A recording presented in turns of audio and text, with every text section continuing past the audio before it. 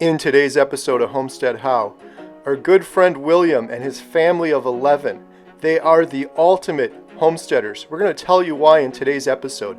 They invite our family of 6 over for an amazing dinner on their homestead. And later, William tells me about a yearly tradition in his community. It's called ice harvesting, and it's how he refrigerates his food for an entire year off-grid on his homestead. He invites me to come along with him to harvest ice, and it's one of the hardest jobs I've ever done, and I learned so much, and I want to share all of that with you in today's episode. So let's get started.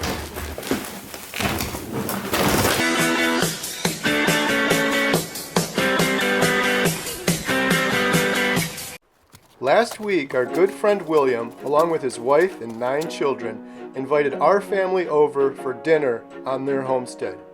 This was a huge honor and turned out to be an amazing and perhaps life-changing experience. You see, William and his family are the ultimate homesteaders. They're living the lifestyle we want to live. They have no electricity, they're 100% off-grid, and they're completely self-sustainable. They grow all of their own food, they heat their home with wood they harvest. William and his sons are expert-level woodworkers. They built much of their own furniture. They hunt meat for food and not for fun. That night's dinner was venison meatballs cooked on a wood-fired oven, mashed potatoes and gravy, freshly baked bread with recently churned butter. Dinner was absolutely delicious. And if that wasn't enough, we were treated to homemade ice cream and pecan pie for dessert. We spent 4 hours with William's family that night. We laughed and we learned under the glow of a gas lamp. Our kids played card games together. It was such a peaceful, pleasant get-together, all with no electricity. That night, with his ever-present smile, William told me about a yearly tradition in his community. Much of the food we ate that night was kept cold with a huge 80-pound block of ice inside a chest freezer with a cut-off electrical cord. In fact, that 80-pound block of ice was one of the last blocks from William's ice house and nearly 1 year old. He harvested it from a pond almost a year ago.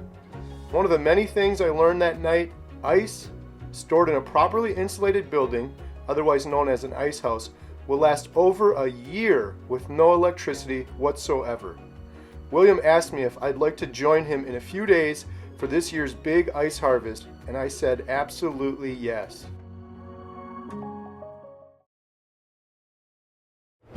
Kara here from Homestead How, and I'm dropping the girls off at school, and then I'm heading to our friend's house, and we're gonna go cut blocks of ice out of the pond. Unfortunately, it's literally the coldest day of the year out. I don't know if our friend realizes that.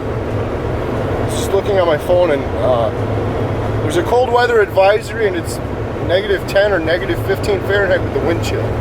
So it should be pretty entertaining. So I gotta be honest, I'm a little nervous about this whole thing, but I am looking forward to an adventure. I'm nervous because it's gonna be extremely cold out, and it's gonna be a lot of hard work for many hours, so I'm hoping that I can hold my own. So we were gonna get a trailer, and I was gonna put it on my truck, but that kind of fell apart, so we're getting the horses and the wagon, and we're gonna head on over there. I'm gonna take the truck, and they're gonna take the horses and the wagon. It's slow going for sure with the horses. I guess that's obvious, something I didn't really think of. I feel so bad for my friend William there, though. It's so cold out right now. I got my big hat on, and I got 4 or 5 layers on, but he's much tougher than I am, for sure.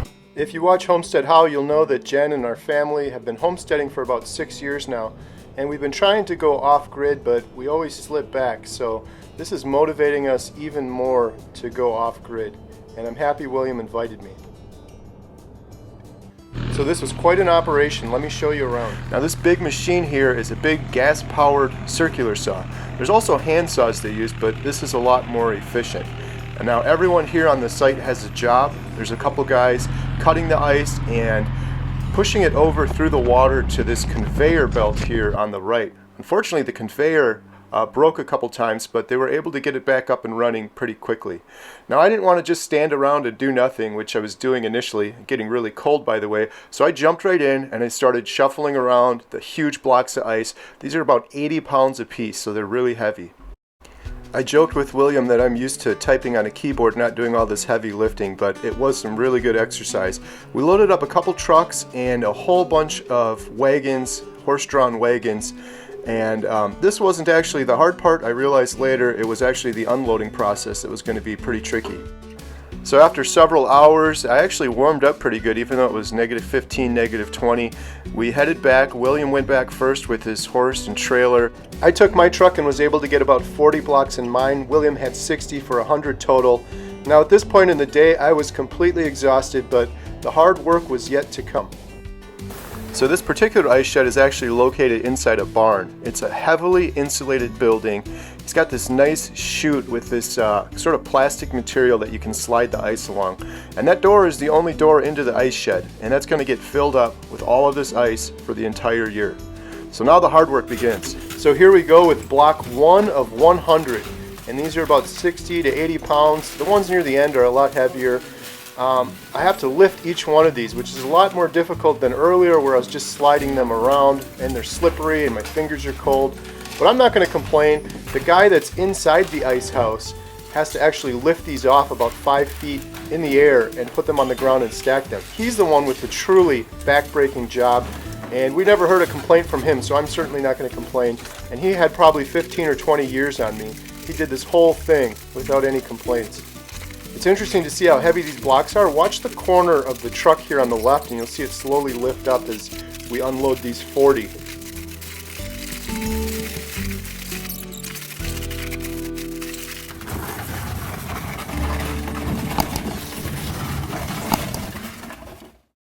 And with the 40 done out of my truck, now we're moving on to the 60 that were in the back of William's trailer here.